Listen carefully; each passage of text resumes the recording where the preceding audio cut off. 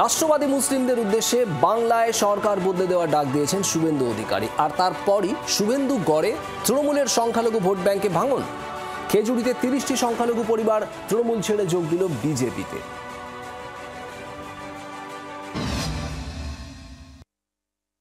মোদিজি বিকাশবাদে বিশ্বাস করে ভারতবর্ষের ৮২ কোটি লোককে রেশন দিয়েছেন, বাংলার ৭ কোটি লোক পেয়েছে।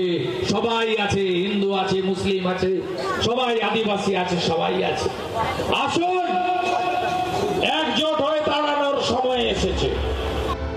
শুভেন্দুর এই বক্তব্যের পরই খেজুরিতে তৃণমূলের সংখ্যালঘু ব্যাংকে ভাঙনের খবর এলো। শুধু ভাঙনই নয়, তৃণমূল ছেড়ে যোগ দিলেন একেবারে বিজেপিতে। বিজেপির দাবি ৩০টি সংখ্যালঘু পরিবার বিজেপিতে যোগ দিয়েছে। খেজুরির কামারদা দলীয় কার্যালয়ে নবাগতদের হাতে দলীয় পতাকা তুলে দেন কাঁথি লোকসভা সাংসদ সৌমেন্দু অধিকারী।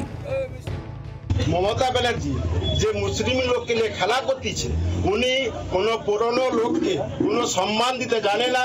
অভিষেক ব্যানার্জি উনি যে দলটা করতেছে, পুরো মুসলিম যে বেলটা নিয়ে উনি সমস্ত মুসলিম ছেলেকে নিয়ে গুন্ডাগাড়ি করে ওনার দলটাকে জিতিয়ে আগে নিয়ে যাওয়ার চেষ্টা করতেছে। সংখ্যালঘু পরিবারগুলোর অভিযোগ তাদের উপর অত্যাচার চলছিল। যদিও স্থানীয় তৃণমূল নেতৃত্বের বক্তব্য, তৃণমূলে জায়গা পাননি বলেই বিজেপিতে যোগ দিয়েছেন ওরা। যারা জয়েনিং করছে তারা তৃণমূলে অচ্ছুত, তৃণমূলে জায়গা পায়নি বলে বিজেপিতে যাচ্ছে।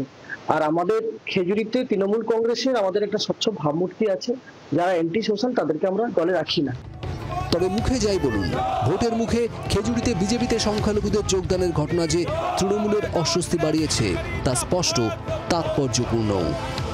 কিরণ মান্নার রিপোর্ট, জি24 ঘন্টা। বাংলার আওয়াজ, বাঙালির আবেগ, জি24 ঘন্টা।